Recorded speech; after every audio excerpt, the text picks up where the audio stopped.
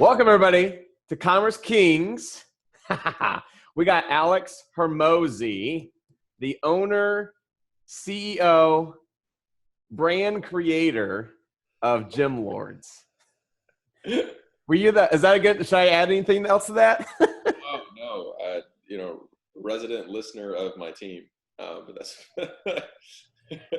That's amazing. That's me, man. So we were actually. So I met Alex. That's where we met, right? In Las Vegas. We spoke at Funnel Hackers like 4 years or 3 years ago together, and that's where I think first time I met you, and then it was brief because we did the roundtables afterwards, and then we stayed a little bit in touch. But then the first real time was in Vegas when we did the 3-day. Oh, right. Okay, yeah. So like we went to this. We both were personally invited to the Las Vegas Pirates Cove event where Russell Brunson basically sent us a video. It's like a 10-minute video, and literally 8 minutes of the video was about the damn slide. Yeah, I mean, a lot of the mastermind was the slide, though, to be fair. That's the slide. So if you go to Pirates Cove in Las Vegas, you should just YouTube this thing. YouTube Pirates Cove, Las Vegas. It's like a resort almost that you rent out. It's $100,000 a week. And I think all of us paid like $10,000 or something to go.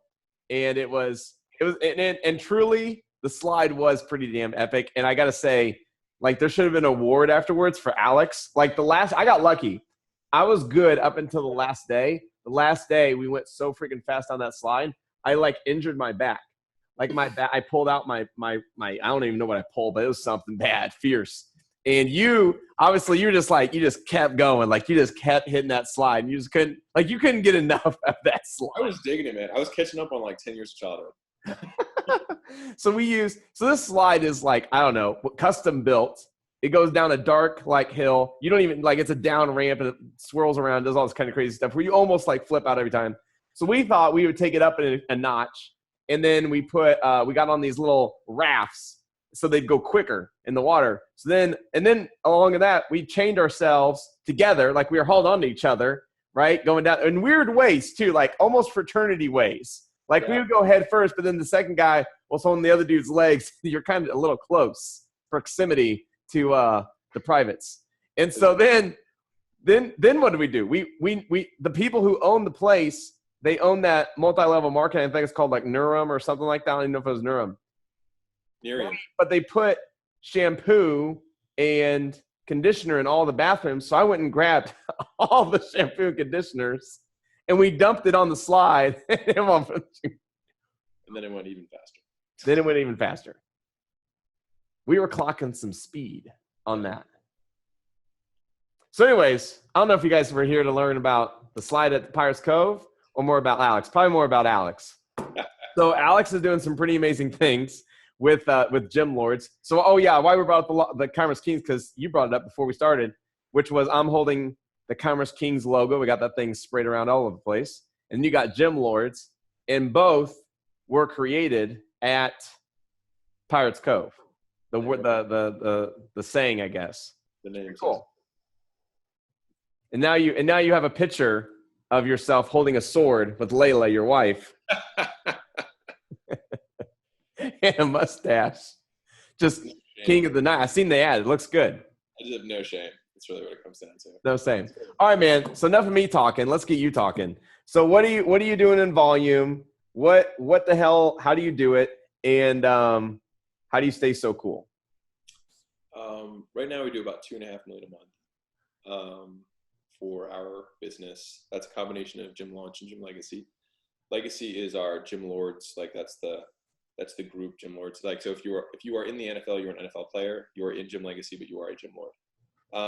So Gym Lord is the back end program. We have about 500 gyms. It's $42,000 a year, and then we have our inflow of people who come into our world come in through Gym Launch, which is a 16-week kind of intensive, where we give them all of the skills for what we call the 5. Alex Sharfman was actually at the Pirates Cove Mastermind, and he uses the 5 core functions. There's 2 other ones, but just for most businesses that are not doing $3 million or more a year, you don't need to worry about like HR and finance. But lead generation, lead nurture, sales, fulfillment, and then resell and ascension. Say that all again, but much slower so I can write them down. Lead generation. So in a 16-week intensive, we make sure that everyone who walks out of there knows how to do the 5 core functions for their gym. So how do you generate leads? How do you nurture those leads? Which in the gym world is how do you get them scheduled and how do you get them to show? And then once you get them to show, how do you get them to give you money? And then once they give you money, how do you get them to really like you a lot and then want to stay? Because usually within gyms, you sign people up for a front-end program, typically, at least that's how we teach, and that's how I've done it. And then you have a certain amount of time in a defined end program where you can over-deliver value. And then if you do that right, then they're going to want to stay on the back end. You'll notice that my business has not changed since I had a gym. I have a 16-week program, and then we upsell people into a membership. And it worked pretty well for me then, and it works pretty well now. So that's what the intensive is really about. Legacy is everything else that has to do with the gym model. So that's how we do high ticket sales, like $3,000 packages for the gym, in the gym space. We do continuous lead generation for them on all 5 platforms. So AdWords, YouTube, Facebook, Instagram, stories. We test. So I spend my own money, not theirs, to go find ads and creative and offers that are converting. And then I just give it to them. And so for them, it's basically like just getting handed winning scratch off tickets that you already know are winners. And so they just place the ads and they win, and they make 4 or 5 times what they pay me. Then I make my money on the fact that there's a lot of them. Who do you advertise for? Because you don't have your gyms anymore, right? No, I sold those in November of 2016. So then who are you doing the ads for? Do you just pick like your best client? No, that's actually, so we do the opposite. Well, not the opposite. So we try and get a broad slice of, I mean, because all the people in Gym Lords automatically make on average, $250,000 more than the average gym does. So like they're all doing well because they're with us. But if someone's struggling with a specific thing, then like if their market's been harder for them to crack, then we'll, like, for any lead gen stuff, we take the worst gyms. So not worst in terms of their quality of gym, but the people who are struggling the most with lead generation. But we continually release new things to that group, not just lead gen wise. And so if it's something for, let's say, retention or phone sales or lead nurture to get people to show up at a higher rate, we'll take the people who are struggling the most with lead nurture or sales or whatever, and then we will implement, the fix or the solution, and then we'll give it a month or 2 months, and then we will see what actual measurable result has changed. If it is a positive change that's significant enough to be worth reporting, then we modularize that and then we provide it. That's amazing. I love that. And then how many people are on your team? I think we're at 50 something. 50 employees. And so I'm pretty sure you still work out of your house, right? I do. Yeah. I would show you, well, I don't know if you can see through there. Hold on. There's you can see one of the garage doors is open. That's my gym getting cleaned. Oh, so your cleaner drives a BMW, you must pay them well. Yeah, I'm too much, obviously. That's actually a free BMW. It is. Right? But maybe we should talk about that. That is a ClickFunnels dream car. So Russell was kind enough to give us a car because we had, I think, 200 or more affiliates. Now we're at 500 or 600 or something like that. But anyway, so they give you a car after you hit 200, and we hit 200. So they gave us a list. I found out later you didn't have to listen to that list, but I was like, okay, well, here's our list. I gave it to Layla. I was like, do you like any of these? And she was like, I like that one. I was like, all right, well, that's what we'll get. I was like, I don't really care. I'm not actually really a car guy. I would never buy a car like that. Yeah.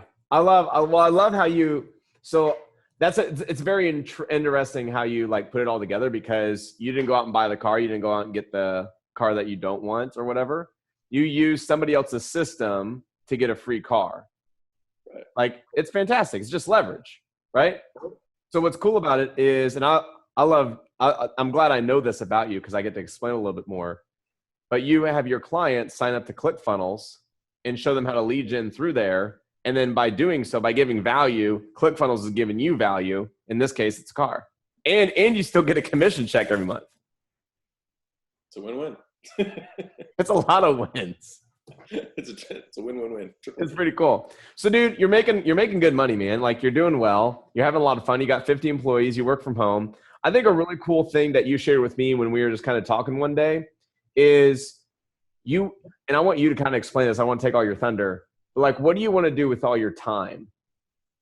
What do I want to do with all my time? Yeah.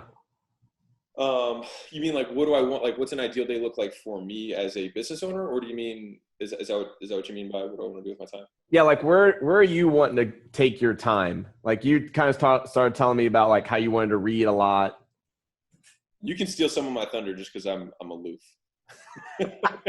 You're telling me how like, man, I want to start reading like 5 hours a day, like Warren Buffett, and take on the whole thing. So yes. So basically what we've done, so just for anyone, just so everyone here has context, like we're at $2.5 million. Like everyone hears those numbers and like in the internet marketing world, they're like, it's Alex and he's running ads and then they're just making like, it doesn't work like that. At a certain scale, like you have to have teams and then you have to have multiple levels of management. Like the skills that take you to go from 0 to $1 million or $1 million to 3 million are not the skills that go from 3 to 10 or 10 to 30 or 30 to 100, like, which is what we'll hopefully do next year. Like they're not the same skill set. And honestly, the skill set that takes you from 10 to 100 is really not sexy, in my opinion.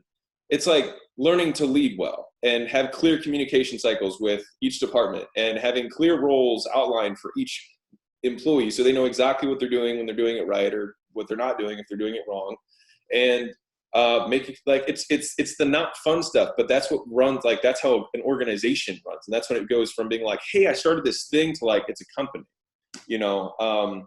But to circle the wagon around, you said, what do you want to do with your time?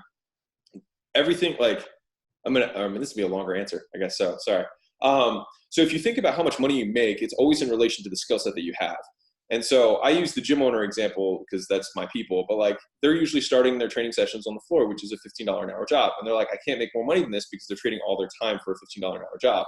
The moment they learn how to sell, which is one of the things that we teach them, plus lead generation, they're making $500 an hour because they're selling, right? And they also have the skill of marketing. So they got two skills, which then took their income from 15 an hour to, and it more than, what is that? 30X is their income.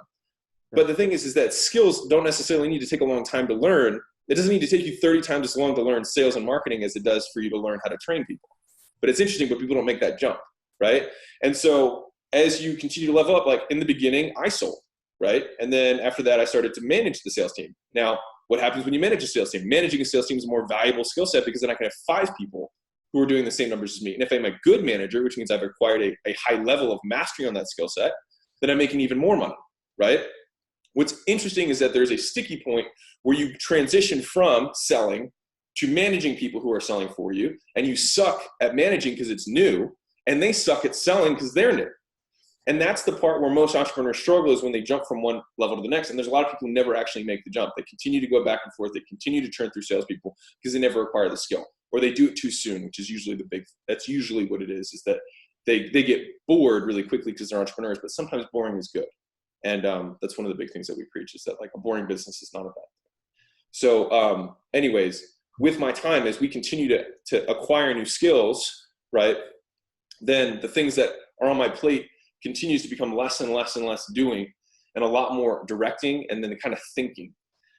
Because it's just seeing like, what are we looking at in the marketplace? What are the things that are potential issues or opportunities that we can do or use to exploit our network and our resources to go pursue them? So like with the lead gen stuff, in the beginning, I was the one running the lead gen meetings, where I'd take 20 gyms and then I'd come up with the creative. But now we have a creative director, and he's got a videographer and a graphics guy. And then we have 2 people who run traffic. And like, you know what I mean? Like all those skills were skills that I had to learn and then modularize and pass on and then learn how to manage. But the reality is that I'm a really crappy manager, like very, very bad.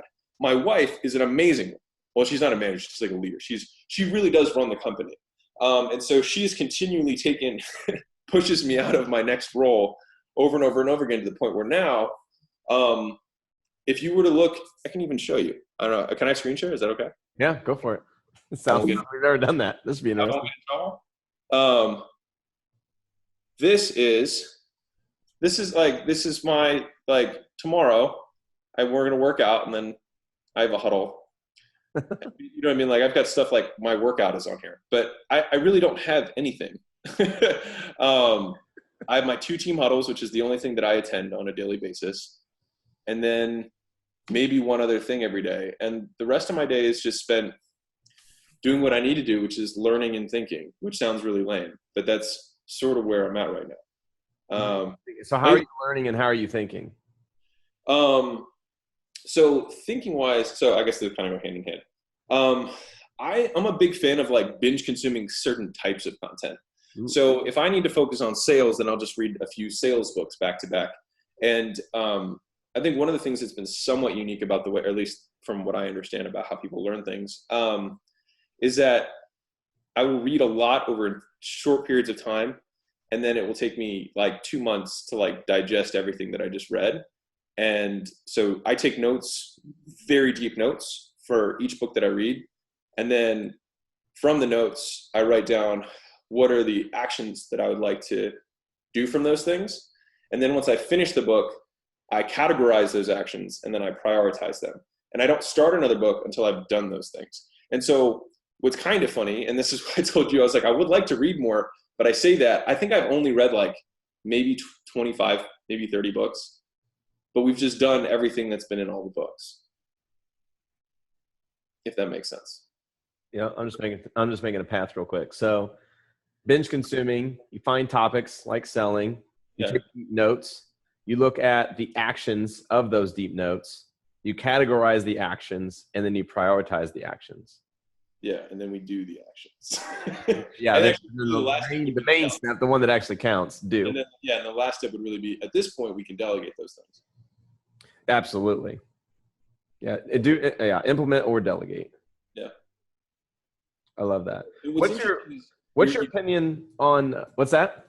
I was just saying, you start to have this internal alarm that goes off when you start doing things, I think, at a certain point, because you're like, what the skill that takes you to get you from 0 to $1 million or 0 to 3 or whatever is doing and hustling and grinding.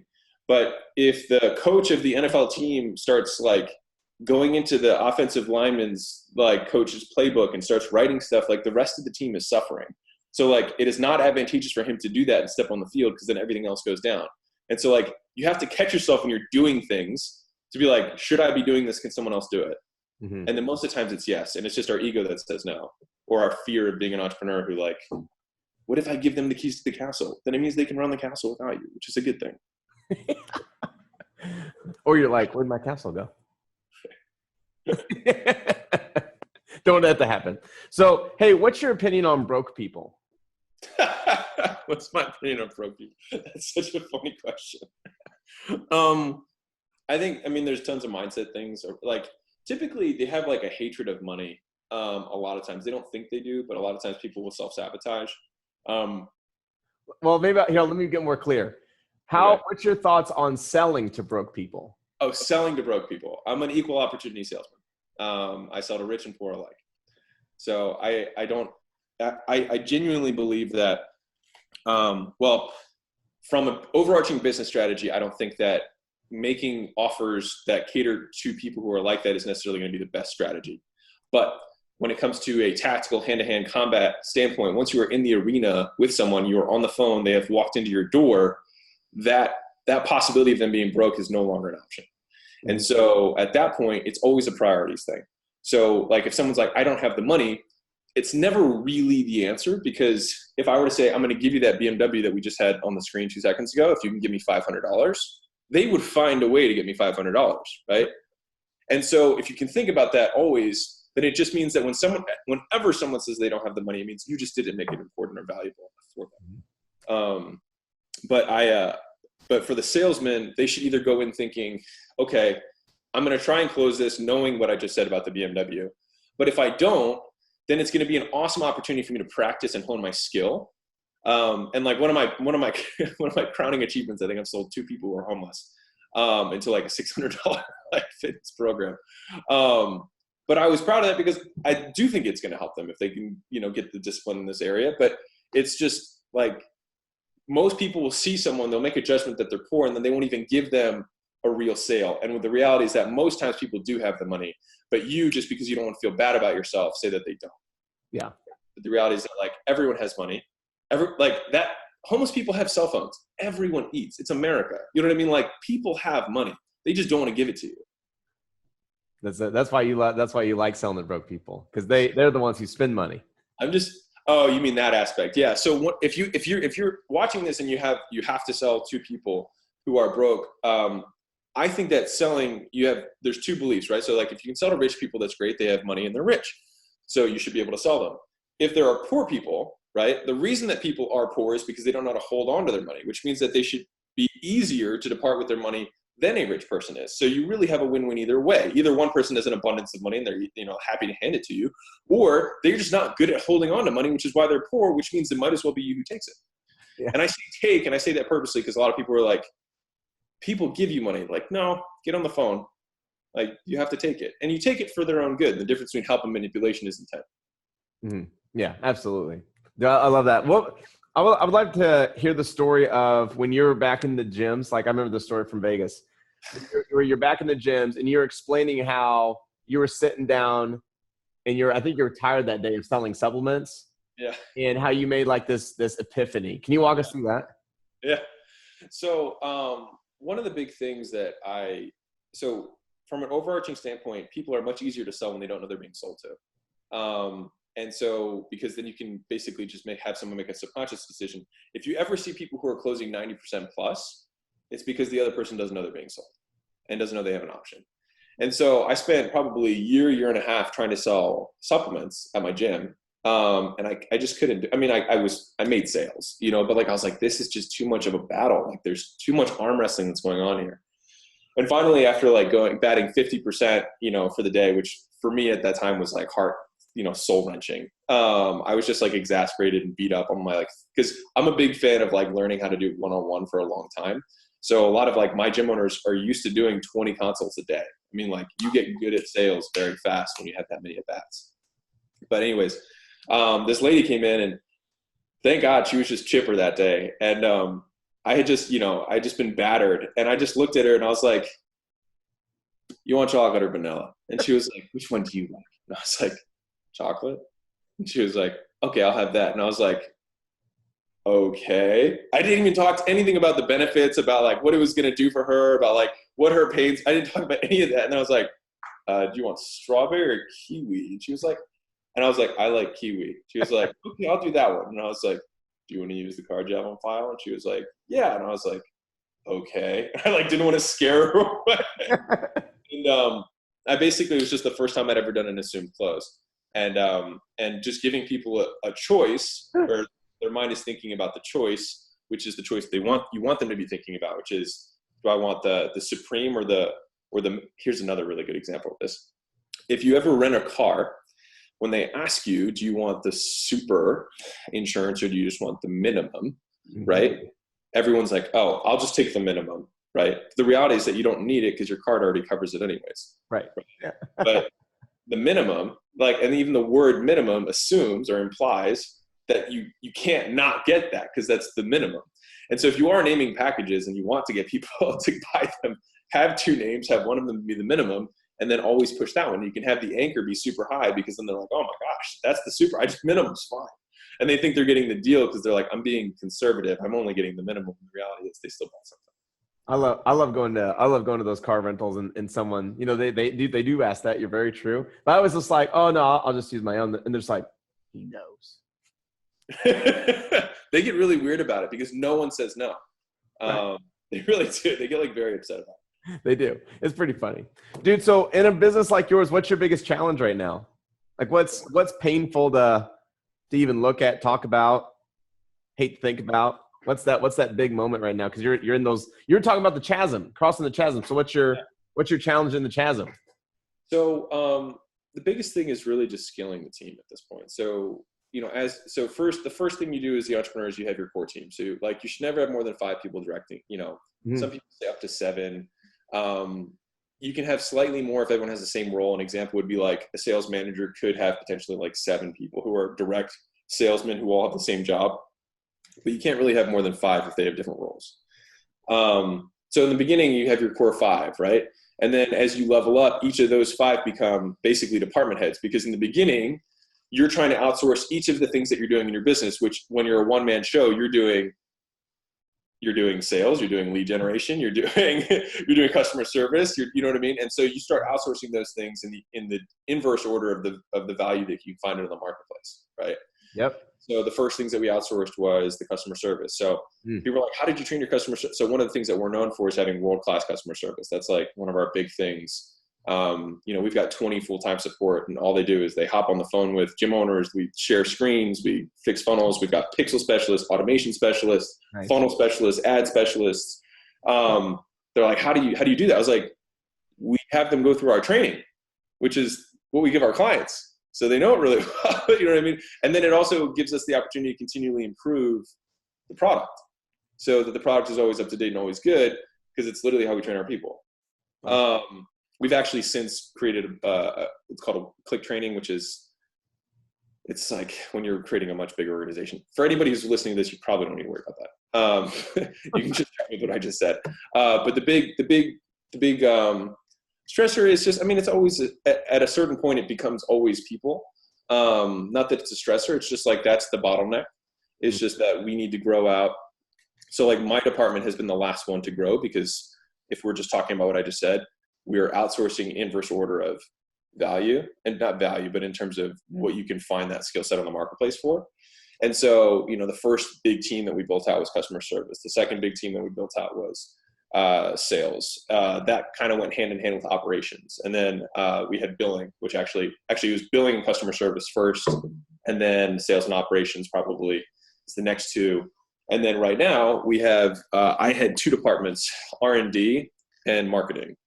And so right now, like if you look at the org chart, I single-handedly with like two people have been running both departments. And so it made sense now that we're having our creative director come in, videographer, designer, the traffic people, etc. Come in and do some big things. How did you learn how to put all that together? That's all Layla. So I would love to, pretend to take credit, but she really does. Like right now, she is completed. She's exiting we call it the strategic meeting, which is kind of like all the department heads. She's gotten off that meeting and gone on to mine, which is the R&D and the marketing department, because she's going to be cleaning house.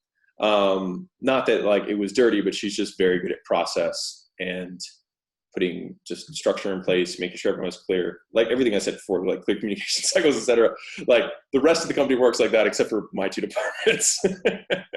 So like if you're trying to grow a company, you need to have what a lot of people call the first follower, but it's somebody who's going to, other people, Rocket Fuel calls it the integrator. There's a million different versions of it, but you need one person who's kind of like the idea person, who's a little bit more promoter, salesy. And then you need someone else who just understands people at a very high degree and can lead and delegate and start managing things. Yeah. And it just happened to be your wife. It's pretty amazing. It happened to be my wife, which worked out really well. It worked out really well. We actually have a really interesting dynamic, because we really have three people at the top of the company. There's me, there's Layla, and there's Mimi. Mimi is my sister-in-law. So Layla's older sister, who's 6 years older. I like heavily recruited her. She worked for a company that did exactly what we do. They were doing $40 million a year, but for car dealerships. Oh, wow. And so she was like the perfect fit, and she ran global. They were global. They were in a few different countries. And so she ran global operations for them. So I was like, you need to work for us. And so finally I got her to come over. So she actually really runs the hardcore ops. Layla and I are co-CEO, which is an interesting dynamic. And we both say it's like, really one person should do what both of us do. We just kind of split the role. So she's everything that a CEO should be to the internal company. So she really does lead the team. She translates the vision for me over to, like, on the opposite side of the spectrum is Mimi. So Mimi is like details, like what are progress reports and where are we at with this, blah, that, right? Yeah. And I'm like, man, in 36 months, I can't wait until this, like we're in all of these different areas. I'm like totally in the future. And so Layla really bridges the gap between the two there, but she's very much the reason that the company has been so successful and has grown so rapidly has been because she's been able to just systematically build teams that can do things well. She's beating the drum. She is. Keeping everybody rocking. Well, you're the visionary. She's the integrator, visionary. That's Rocket Fuel 101, right? Yeah, I think I don't know, maybe this is because it's our skill set, but like, and most people who listen to this are marketers. I don't think that I'm like a super exceptional marketer, to be candid with you. I think that I'm a decent marketer who got paired up with a very, very, very amazing integrator who was able to take all of those crazy ideas and actually make them happen. Wow. So what do you do? What's someone like you do with all the cash? You out buying like private jets and, going to Vegas? No. So I, after I have strong opinions on this. But basically for the first, literally until a week ago, actually, I've just been stacking cash, and that's a term that I tell all of our guys. It's on it's one of our hashtags is stack cash, because most people just like want to know, like, what do I do with my money? It's like, get used to having it first, so that you'll miss it when you actually send it away. And I track my net worth every day. That's one of the habits that I have. I like to always know it's going up. It starts making you real, because like it gamifies the concept of wealth, because at a certain point, like we have zero debt. This house is 100% paid in cash. Everything's paid in cash that we have. And for me, I was like, if I can live on 4% of what I have in the bank, then that is like freedom fund. You know what I mean? And we're far, like, we could live on a lot less than.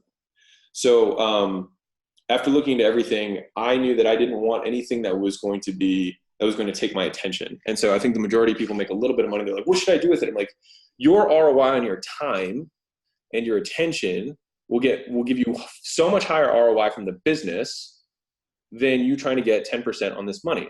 And so the equation would be, let's just say hypothetically, we have 20 million in cash. Okay. Yep. Until spending all of the time and energy to get $2 million, which would be a 10% return, which I think is most would consider a phenomenal return if you can do that year in, year out. Until that number of 2 million surpasses what we actually make in a year, it doesn't really make any sense for me to take all of the time and attention to go learn all these different games to figure out which game we want to play. And so at an overarching level, basically what we've decided to do is we've just put everything into very, very, very super broad-based indexes for the stock market. And we have full intention of never touching it ever. And so I looked at, risk-wise, the 2008 drop, it dropped 30% in a year. That really won't, like, if you have 20 million and then it drops to 14 million, you're still fine. And if I need liquidity, I can take a loan against it. But if you're looking at 40-year, 50-year timelines, you basically can't lose. But most people are trying to think about investing when they don't even have money. You know what I mean? Like I really, and this might sound like, I hope it doesn't sound arrogant, but like, until you have a quarter, maybe $500,000 in the, and you have no debt, you should be dealing with the things that take your attention, and using that money to get more attention back so you can make more money. Yep. And so I feel pretty strongly about that. I'll raise my hand to that. Dude, I put $250,000, a little over $250,000 into rental properties. You probably know. Oh yeah. We talked about this. We talked about this. And so I put this for you guys then. I put $250,000 in real estate, and everything was going well to what I thought, right? Checks are coming in, not a landlord, just kind of I am a landlord, but I don't have the phone calls and stuff like that. Management company's running it. And then I put an accountant on it, and come to find out, it's not ROIing the way I thought it was supposed to be ROIing. And it's actually, it was making money, yes, but like out of the 6 homes I had 4 vacancies, and they weren't getting filled. I was actually increasing in vacancies versus decreasing in vacancies, which is the wrong way. And so that immediately overnight started my attention, right? I actually drove, which was an 8-hour drive to the properties I've never seen before, bought them unseen, right?